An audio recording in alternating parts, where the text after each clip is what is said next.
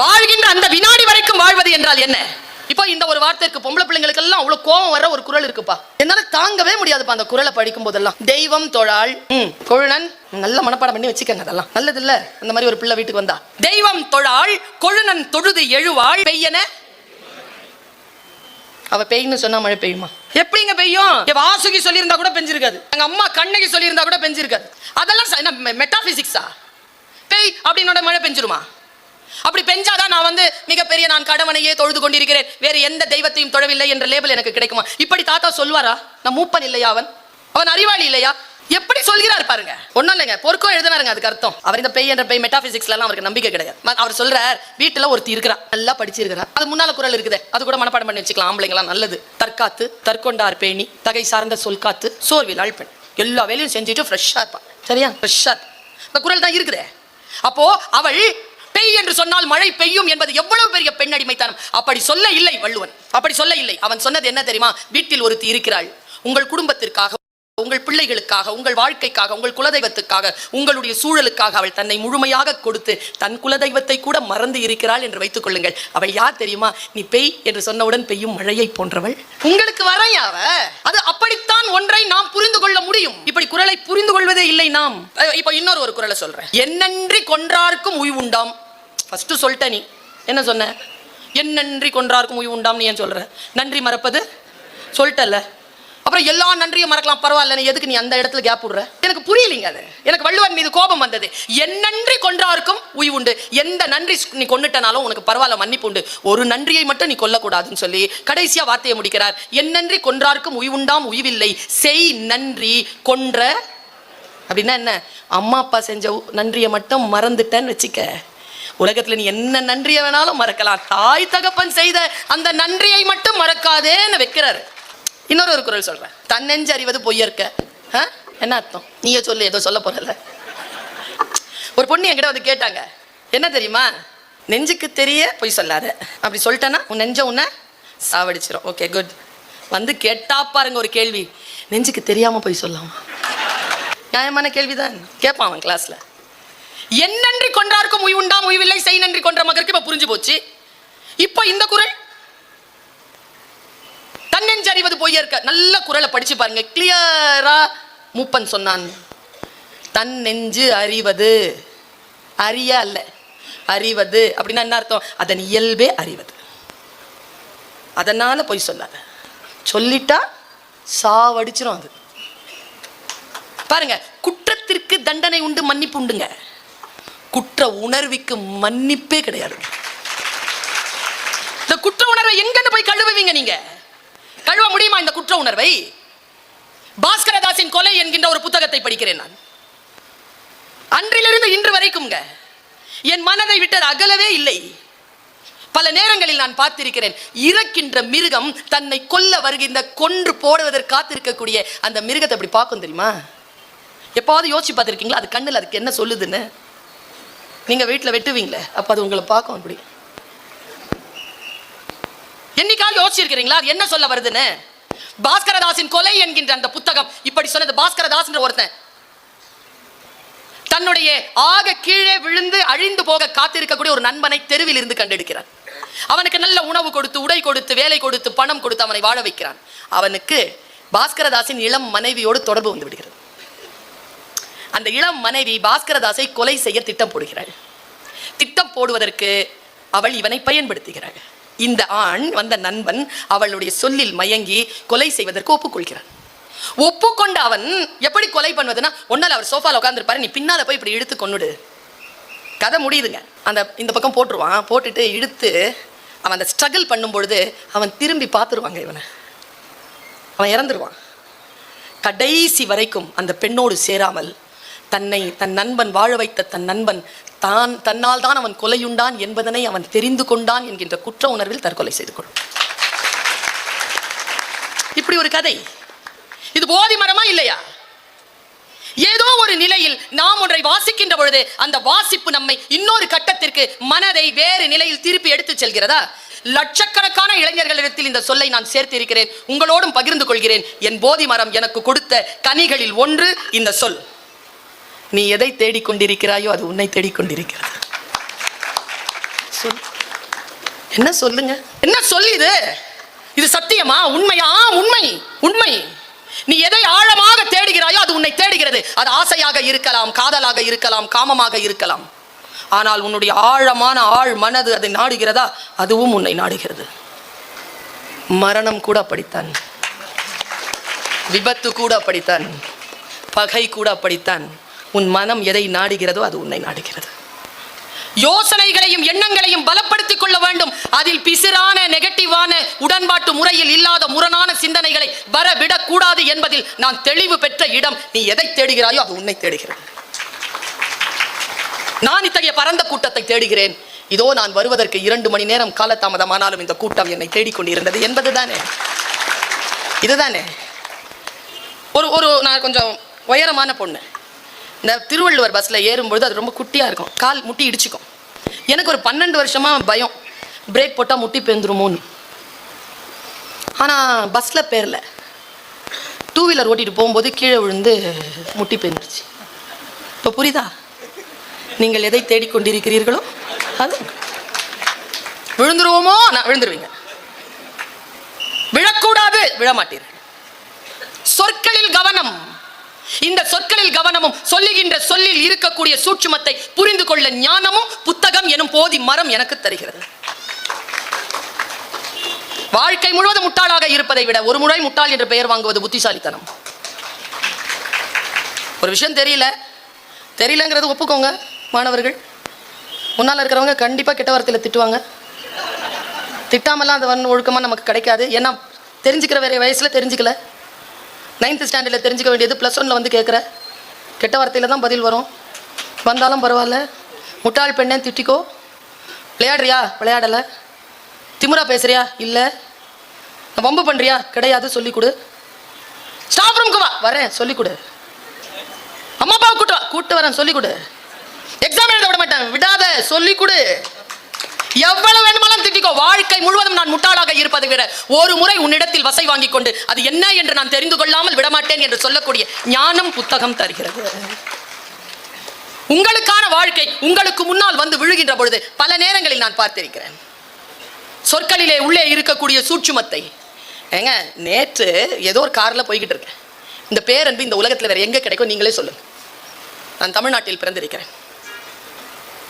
கல்வி சிறந்த தமிழ்நாடு, புகழ் கம்பன் பிறந்த தமிழ்நாடு, வள்ளுவன் தன்னை உலகினுக்கே தந்து வான் புகழ் கொண்ட தமிழ்நாடு, சிலப்பதிகாரம் என்னும் ஒரு மணியாரம் படைத்த தமிழ்நாடு, செந்தமிழ் நாடெனும் போதினிலே இன்பத்தேன் வந்து பாயுது காதினிலே, எங்கள் தந்தையர் நாடெனும் பேச்சினிலே ஒரு சக்தி பிறக்குது மூச்சினிலே. வண்டி டிரைவ் பண்ணிட்டு போறேன். பசி, இப்பவும் பசியோட தான் இருக்கிறேன். சரியான பசி. முன்னால ஒரு டெம்போ. அந்த டெம்போல ஃபுல்லா பெண்களும் ஆண்களும் குழந்தைகளும் உட்கார்ந்துட்டு கோயிலுக்கு போறாங்க. நல்ல மஞ்சளும் சிவப்புமாக ஆடை, கழுத்திலெல்லாம் ருத்ராட்சம் எல்லாம் போட்டுக்கொண்டு மஞ்சள் முகத்தோடு குங்குமத்தோடு அப்படி போறாங்க. அந்த கூட்டம் பார்க்கறதுக்கே அவ்வளோ அழகா இருக்கு. போயிட்டே இருக்க அந்த அம்மா ஏதோ சாப்பாடு எடுத்து பச்சை பசுமையான இலையில வைக்குது. நான் வண்டி ஓட்டிகிட்டே போறேன். முன்னால அது தெரியுது. நான் என்ன பண்ணியிருப்பேன்னு நினைக்கிறீங்க? வண்டியை நிறுத்த முடியாது, ஹைவே. கார் கண்ணாடியை இறக்கிட்டு இப்படி கை நீட்டிட்டேன். தமிழ்நாட்டில் தான் இது முடியும். அவங்க உடனே இண்டிகேட்டர் போட்டு ஓரமா நிறுத்திட்டு அந்த தொன்னை இலையில் சாப்பாடு கொண்டு வந்து என்னை கை காட்டி நிறுத்தி இப்படி கொடுக்குறாங்க. என்ன பண்ணுவீங்க நீங்க? இந்த நாட்டை நாடுங்க. எந்தையும் தாயும் மகிழ்ந்து குலாவி இருந்தது இந்நாடு. பாரதி பாரதி என்கின்ற போதி மரம் கிடைக்கிறதா வார்த்தை? நீ என்ன நான் என்ன? காக்கை குருவி எங்கள் ஜாதி, நீள் கடலும் மலையும் எங்கள் கூட்டம், நோக்கும் திசையெல்லாம் நாம் அன்றி வேறு இல்லை, நோக்க நோக்க களியாட்டம். யாதும் ஊரே யாவரும் கேளீர். யார் சொல்லுவா? தமிழ் மண்ணில் இருந்து புறப்பட்ட நூல், பழந்தமிழ் நூல் போதி மரமாக நின்று எனக்கு சொல்கிறது, தீதும் நன்றும் பிறர் தர வாரா, நோயும் தனிதலும் அவற்றோர் அன்ன சொல்லிக் கொடுக்குதே. பெரியோரை வியத்தலும் இளமே, சிறியோரை இகழ்தல் அதனினும் இளமே. யார் சொல்லுவா? பொருள் புரிய வேண்டுமே. எங்க காலையில் 4 மணிக்கு எவனாவது சினிமா தேட்டரில் போய் சினிமா பார்ப்பானா? ரசனை கெட்டு இருக்கிறோம் நாம் என்ற அர்த்தம். விடிய விடிய கூத்து பார்த்தவங்க தான் நாம. ஆனால் 4 மணிக்கு முடிச்சுக்குவாங்க. எனக்கு புரியவே இல்லை. எங்க ஐயா தான் சொல்லுவார், பெரியார் தாசன், சினிமால உண்மையாவே மேல இருந்து ஒருத்தன் குதிக்கிறான், அவனுக்கு பேர் டூப்பு. குதிக்கிற மாதிரி ஒருத்தன் நடிக்கிறான், அவனுக்கு பேர் ஹீரோ. குதிக்கிறவனுக்கு 1000 ரூபாய் சம்பளம், குதிக்கிற மாதிரி நடிக்கிறவனுக்கு கோடி ரூபாய் சம்பளமாடா. கொஞ்சம் நினைச்சு பாருங்களேன், இந்த தெளிவு எது கொடுக்கும்? நான் இன்னொரு விஷயம் சொல்கிறேன். புத்தகங்களை வாசிப்பதனால் சேது பந்தன படலம்னு ஒரு படலம் இருக்குங்க கம்ப ராமாயணத்துல. முடிஞ்ச அதை படிச்சு கடந்துருங்க.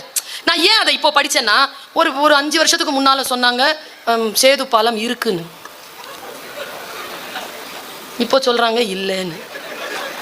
என்ன அரசியல்னு தெரியலையே. ஆனா சேது பந்தன படலத்துல கம்பர் எழுதுறார். இப்போ இவ்வளவு பாருங்க, சொல் பாருங்க எப்படி இருக்கு. கடல் கவிச்சி நாத்தம் வீசக்கூடிய மீன்கள் உலவுகின்ற ஒரு பகுதி. மலை என்பது தேனும் மாணிக்கங்களும் வேர்களும் பஞ்ச மூலிகைகளும் நிறைந்திருக்கக்கூடிய வாசனை திரவியங்கள் வீசக்கூடிய அற்புதமான பொக்கிஷம். இந்த அற்புதமான பொக்கிஷத்தை குரங்குகள் எடுத்துட்டு போய் கடல்ல போடுது. இவ்வளவுதாங்க காட்சி. அந்த புத்தகத்தை வாசிக்கும் பொழுது எனக்கு கிடைக்கின்ற ஞானத்திற்காக அந்த எழுத்தாளன் அந்த சொல்லை அதில் போடுகிறான். இது வெறும் காட்சி தான். மலையை கொண்டு வந்து கடல்ல சாத்தனாங்க, அவ்வளவுதான். ஆனால் கம்பன் என்ன எழுதினான் தெரியுமா? வாழ்ந்த குடும்பத்தில் இருக்கக்கூடிய பெரியவர்கள் தன் நிலை தாழ்ந்து வீச்சமாக இருக்கக்கூடிய கடல் போன்ற சூழ்நிலைக்கு போய் சேர்ந்தாலும் அவர்கள் தன்னில் இருக்கக்கூடிய வாசனையை அந்த கடலில் கலந்து கடலை வாசனை திரவியமாக மாற்றுகிறார்கள் என்று பேசுகிறார். வாழ்வு கெட்ட, அதனால தானே சொன்னாங்க கெட்டாலும். இந்த சொல் கிடைத்த இடம் எத்தனையோ வார்த்தைகளை சொல்லலாம், எத்தனையோ விஷயங்களை இந்த போதி மரம் எனக்கு தந்திருக்கிறது. நான் ஆன்மீக புத்தகங்களை வாசிக்கிறேன், திருக்குரானை வாசிக்கிறேன், பைபிளை வாசிக்கிறேன், 4000 திவ்ய பிரபந்தத்தை வாசிக்கிறேன், தேவாரத்தை வாசிக்கிறேன், திருக்குறள், சங்க இலக்கியங்கள், காப்பியங்கள், சிற்றிலக்கியங்கள், புத்திலக்கியங்கள் என்று எல்லாவற்றையும் வாசிக்கிறேன். வாசிக்கின்ற பொழுதெல்லாம் ஒன்றே ஒன்றுதான் தெரிகிறது. நான் இதை பெருமைக்காக சொல்ல இல்லை, எனக்கு 5 மொழிகள் தெரியும். 5 மொழிகளில் யாம் அறிந்த மொழிகளிலே தமிழ் மொழி போல் இனிதாவது எங்கும் காணோம். எல்லா மொழிகளிலும் இருக்கிறது தான் நீதி. ஆனா என் தாய்மொழியாம் தமிழில் இருப்பது என்ன தெரியுமா? அகம் சார்ந்தவன் பேசினாலும் புறம் சார்ந்தவன் பேசினாலும் அந்த போதி மரம் எனக்கு தருகின்ற ஆழமான ஒன்று அறம். அறம் என்கின்ற போதனையை, எனக்கு ஞானத்தை இந்த பூமி எனக்கு தந்திருக்கிறது, இந்த நூல்கள் எனக்கு தருகின்றன. எல்லாவற்றையும் படித்து கடந்து விடுங்கள். படித்து கடப்பதற்கு என்ன இருக்கிறது? நான் காரல் மார்க்ஸ் ஜென்னி பற்றி ஒரு புத்தகம் படிக்கிறேன். இதுவரைக்கும் நான் தெரியாத ஒரு விஷயத்தை அந்த புத்தகத்தின் ஒரு வரி தெரியும். நல்லா தெரிஞ்சுக்கோங்க. 800 பக்கங்கள் கொண்ட புத்தகமா இருக்கலாம். உங்களுக்கான ஞானம் எங்க தெரியுமா கிடைக்கும்? 782வது பக்கத்துல கிடைக்கும். ஆனா அந்த 781 பக்கமும் இன்வெஸ்ட்மெண்ட், முதலீடு. அந்த வரிக்கான முதலீடு. கவிக்கோ அப்துல் ரஹ்மான் அவர்கள் மரணம் அடைவதற்கு 28 நாட்களுக்கு முன்னால் எனக்கு தொலைபேசியில் அழைத்தார். கவிஞர்கள் வாழக்கூடிய பகுதியில் நான் வாழ்ந்து கொண்டிருக்கிறேன், ஒரு நாளும் என்னை வந்து நீ சந்தித்ததில்லை, பொதுக்கூட்டத்தில் தான் சந்தித்திருக்கிறாய், மரியாதையாக வீட்டிற்கு புறப்பட்டு வா. கவிஞர்கள் வாழக்கூடிய பகுதி என்கிறீர்கள், என்ன நீயே சொல்லு பாப்போம். என்ன ஒரு பனையூர், எதுக்கு வாப்பா அப்படி சொல்றீங்க? பனை ஓலைகளில் தானே எழுதினோம். போன்ல சொல்ற. இசையாக பேசக்கூடியவர், உண்மையில் இசையை காதலித்து கவிதையை திருமணம் செய்தவர், ரொம்ப இசை ஞானி அவர். வீட்டிற்கு போகிறேன். பல மணி நேரம் பேசிக் கொண்டிருந்தவர் கடைசியாக சொன்னார், நாளைக்கு வீட்டிற்கு போ, உன் வீட்டிலே 1400 ரூபாய் எடுத்து வை, ஒருவர் சில புத்தகங்களை கொண்டு வருவார், எதுவும் பேசாமல் அந்த 1400 ரூபாயை கொடுத்து விடு. சரி, நான் 1500 ரூபாயை வைத்திருந்தேன். அவர் வந்தார், நான் கொடுத்தேன், அவர் மீதி 100 ரூபாய் கொடுத்து போய்விட்டார். அந்த புத்தகத்தை பார்க்கிறேன்.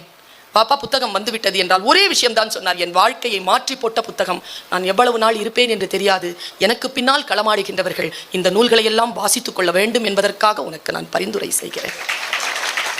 அந்த புத்தகம் எது தெரியுமா? 1296ஆம் ஆண்டிலே பிறந்த, இஸ்தான்புலிலே பிறந்த ஜலாலுதீன் ரூமி என்கின்ற மாபெரும் ஞானி, சூஃபி ஞானி எழுதிய மஸ்னவி என்கின்ற நூலின் தமிழாக்கம். 4 பகுதிகள் வந்திருந்தது அப்போ, இப்பொழுது 6, 7 வந்துருச்சு. நான் எல்லாம் வாங்கி கொண்டேன். அந்த புத்தகத்தை, இதை நீ வாசி என்று அவர் கொடுக்கின்ற பொழுது, யாரோ ஒருவர் இங்கிருந்து வேறு ஒரு கண்டத்தின் அந்த பக்கம் இருக்கக்கூடிய ஒரு ஞானி 12ஆம் நூற்றாண்டில் சிந்தித்த அந்த சிந்தனையை அதே 12ஆம் நூற்றாண்டு 13ஆம் நூற்றாண்டின் பிற்பகுதிகளில் அல்லது சங்க இலக்கியங்களில் நான் என் தமிழ் இலக்கியத்தில் உணர்கிறேன்.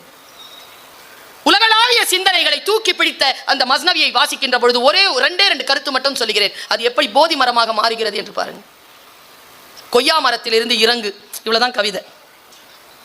கொய்யா மரத்திலிருந்து இறங்கு, நிறைய பழங்கள் பூத்து தொங்குகின்றன என்பதற்காக ஆசையோடு கொய்யா மரத்தில் ஏறி இருக்கிறாய். அங்கிருந்து பார்ப்பதுதான் உலகம் என்று நினைத்துக் கொண்டிருக்கிறாய். உலகம் மிகப்பெரியது. முதலில் கொய்யா மரத்தில் இருந்து இறங்கு. வாழ்க்கைக்கு நீங்கள் இதை போட்டு பாருங்கள். கம்ஃபர்ட் ஜோன்ல இருந்துகிட்டு நாம் புரிந்த புரிதலில் தான் வாழ்க்கை இருக்கிறது என்று பார்ப்பது என்பது எவ்வளவு முட்டாள்தனமானது என்பதனை மஸ்னவி அப்படி சொல்லிவிட்டு போகிறது. கொய்யா மரத்தில் இருந்து இறங்கு. யாரேனும் உங்களுக்கு புரிந்து தனக்கு புரியாத ஒரு விஷயம் உலகத்தில் இல்லவே இல்லை என்று பேசுகிறார்களா? அவர்களிடத்தில் ஒரே விஷயம் சொல்லுங்கள், தயவு செய்து கொய்யா மரத்தில் இருந்து இறங்கு. இவ்வளோ புக்ஸ் கிடக்குதுல்ல, படிக்க தெரியுதுல்ல, படிக்கல. குட் மார்னிங் கூட எழுத மாட்டேங்கிறீங்க. ஜிஎம் செத்து போயிட்டாருங்க ஒருத்தர். ஆர்ஐபி. என்ன மொழியை எங்க போய் கொட்ட போறோம்? நாம எங்க போய் கொட்ட போறோம்? என் பர்ஸ் காணாம போச்சியா? நீங்க என்கிட்ட என்ன கேட்பீங்க? எங்க விட்ட? பஸ்ல. அடுத்து என்ன கேட்பீங்க? உள்ள சூப்பரு 30 ரூபா. என்ன சொல்வீங்க? போனா போட்டீங்களா? பர்ஸ் 30,000 ரூபா. பாருங்க, நாம் தவறு விடுகின்ற இடம் அப்படித்தான். அப்பா அம்மாவை ஏன் பெணுகிறோம் என்றால் அவர்களுடைய சொத்துக்காக பெணுகிறோம் என்று நினைக்கிறோம். சொத்தை விட முக்கியமானவர்கள் அம்மா அப்பா. ரொம்ப முக்கியங்க. இல்லாதவர்களுக்கு தெரியும் அந்த வலி. தகப்பனை இழந்தவர்கள், தாயை இழந்த இருக்கின்றவர்கள் காப்பாற்றிக் கொள்ளுங்கள். ஞானம் கிடைப்பது என்பது என்ன? வார்த்தைகளை சரியாக புரிந்து கொள்வதுதான் தோழமைகளை. ஒன்றை சரியா பாருங்களேன். ஆங்கிலத்தில் எனக்கு அட்டகாசமாக புரிந்த சொல், எனக்கு ரொம்ப பிடிச்சமான சொல், அண்டர்ஸ்டாண்டிங். என்ன வார்த்தைங்க அது? நீ எது பேசினாலும் I stand under, don't worry, I stand under. இது சொன்னா போதுமே, சண்டையே வராத. நீங்க என்ன புரிஞ்சிக்கவே இல்லையே. ஆமா, புரிஞ்சிக்கல, அதனால தானே பிரிவு. வித்தியாசமாக நாம் இதை புரிந்து கொண்டால் நமக்கு வேறு எந்த மார்க்கத்தை நாம் பின்பற்றுகின்றவர்களாக இருந்தாலும் நம்மை வழிபடுத்துவது நம் இனத்திற்கான நூலான அந்த திருக்குறளாக அமையும். அதை நாம் புரிந்து கொள்ள வேண்டுமே. நான் 4, 5, 6 என்று இந்த வரிசையின் படியில் நான் பெற்ற இந்த போதி மரத்தின் கீழே நான் பெற்ற ஞானத்தை பிழிந்து இதை உங்களுக்கு கொடுத்துட்டு போறேன். ஆசிரியர்கள் மட்டும்தான் ரகசியங்களை சொல்வது உண்டு, படைப்பாளர்களும் சொல்லிவிடுகிறார்கள். இந்த உலகம் வஞ்சகமானது. ஒருத்தங்கிட்ட கேளுங்க எப்படி ஜெயிச்சாங்கன்னு சொல்லி தர மாட்டாங்க. படிச்சு ஃபர்ஸ்ட் மார்க் வாங்குற புள்ள சொல்ற ஒரே வார்த்தை எக்ஸாமினேஷன் ஹால்ல, ஒண்ணுமே படிக்கலப்பா. இவ்வளோ பொய்யான உலகம். எங்க அம்மா சொல்லுவாங்க, அந்த ஊர்ல வந்து ஒரு பாம்பு கடிக்க ஒருத்தி மருந்து சொல்லுவா. அவளுக்கு 60 வயசு ஆகும்போது 45 வயசு வரைக்கும் பார்த்துட்டு இருந்த ஒரு பாம்பு அதை கடிச்சிருச்சு அந்த பாட்டியை. பாட்டி சாக கிடக்குறான். பக்கத்துல இருந்து கேட்டாங்களாம், என்ன பாட்டி ஆச்சு? பாம்பு கடிச்சிருச்சு. ஆமா. என்ன பாட்டி, என்ன பாம்பு கடிச்சு? கட்டு வீரியன், கண்ணாடி வீரியன். ஓ, கடிக்கும் போது பாம்பை பாத்தியா பாட்டி? பார்த்தேன். மருந்து சொல்லு பாட்டி, காப்பாத்திடுறோம். அது ரகசியம் சொல்லிட்டு செத்துருச்சான் பாட்டி. செத்தாலும் சாவேனே தவிர என் ரகசியங்களை சொல்ல மாட்டேன் என்று சொல்லுகின்ற வஞ்சக உலகம். எனக்கு நான் ஒரு ரெக்கமெண்டேஷன் கொடுக்குறேன் உங்க எல்லாருக்குமே. சில பேர் தூக்கம் வரலன்னா ஸ்லீப்பிங் டோஸா பயன்படுத்துவீங்க. 10 பக்கம் 15 பக்கம் படிச்சா ஒரு தூங்க வந்துடும். தூக்க மாத்திரையே வேணாம். ஸ்லீப்பிங் டோஸ் சில பேருக்கு 10, சில பேருக்கு 15, யாரும் 20 தாண்டது இல்லை. அது இல்லைங்க. வாசிக்கின்ற அந்த வினாடிகளில் நீங்கள் விழிப்புணர்வோடு இப்படி ஒரு ரெக்கமெண்டேஷன் பண்ற எந்த புத்தகத்தையும் அணிந்துரையிலிருந்து வாசிங்க. சும்மா இல்லை, அணிந்துரைலாம் மதிப்புரை வாசிங்க, முன்னுரை வாசிங்க. புத்தகத்துக்கு பின்னால எழுதியிருப்பாங்க, அதை வாசிங்க. புத்தகத்திற்குரிய முன்னால பேஜ்ல என்ன, யாரு, எப்படி, என்னது எல்லாம் டீட்டெயில் இருக்கும். எல்லாத்தையும் வாசிட்டு உள்ள போங்க. புத்தக வாசிப்பு என்பது ஒரு தவம். அந்த தவத்தோடு நீங்கள் ஒன்றிணைகின்ற பொழுது அது பல வரன்களை உங்களுக்கு தருகிறது. பல வரன்களை அது தருகிறது. அதில் ஒரு வரத்தை நான் சொல்லுகிறேன். எனக்கு கிடைத்த பல வரங்கள் உண்டு. நான் சிறிய போதிலே பட்ட கஷ்டங்களை எல்லாம் நான் பேசியிருக்கிறேன். அது யூடியூப்ல வந்திருக்குது. எனக்கு வாசிக்கிறதுனா ரொம்ப பிடிக்கும் யா. ஆனால் எங்கள் குடும்பத்தில் வந்து அவ்வளோ சீக்கிரமாக புத்தகங்கள் வாங்கக்கூடிய அளவிற்கு வசதி இல்லை. எங்கள் அண்ணன் தான் வந்து லெண்டிங் லைப்ரரியில் போய் புக்கு வாங்கிட்டு வருவான். ஆனாலும் அவன் என்ன வாங்கிட்டு வருவான்? பெருசாக ஒற்றைக்கண் அரக்கன், சதக் என்று குத்தினான், அந்த மாதிரியான சின்ன சின்ன பேக்கெட் நாவல் கொண்டு வருவான். ஆனால் கேட்பேன் நான். பாயின்னு சொல்ல வராது, ரொம்ப சின்ன வயசு, அப்போ 10 வயசு. ஆயின்னு சொல்லுவேன் அவன், என் அண்ணனை. எனக்கு ஒரு அண்ணன், ஒரு அக்கா, ஒரு தம்பி, ஒரு தங்கச்சி. இத்தனை பேருக்கு நல்ல பாயின்னு வராது. இன்னைக்கும் அவன் எனக்கு ஆய் தான். இன்னைக்கு நான் ஆயின்னு தான் கூப்பிடுவாங்க.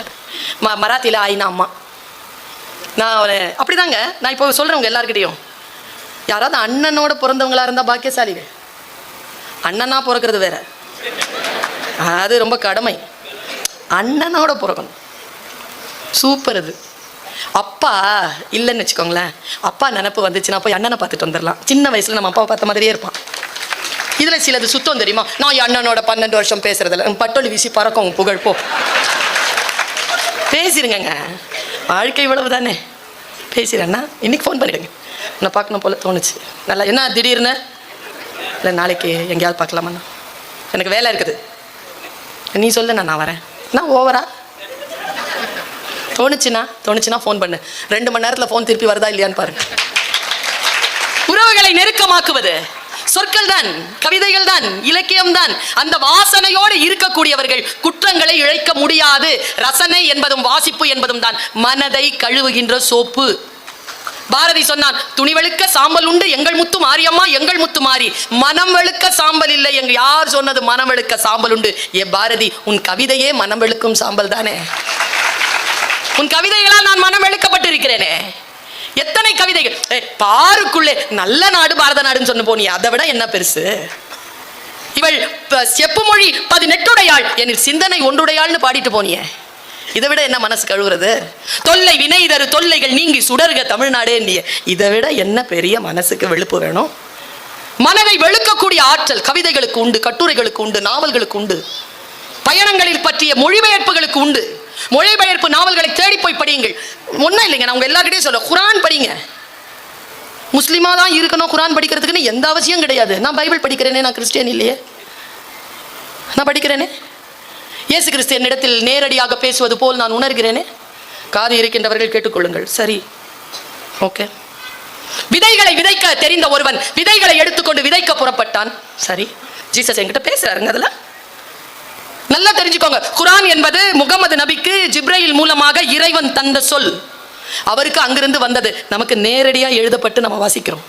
இறைவன் சொல். விதைக்க தெரிந்த ஒருவன் விதைகளை எடுத்துக்கொண்டு விதைக்க புறப்பட்டான். என்ன வார்த்தை பாருங்க, முடிந்தால் ஞானம் பெற்றுக் கொள்ளுங்கள். போதி மரமாக பைபிள் இப்பொழுது நம் மேல் கவிழ்ந்திருக்கிறது.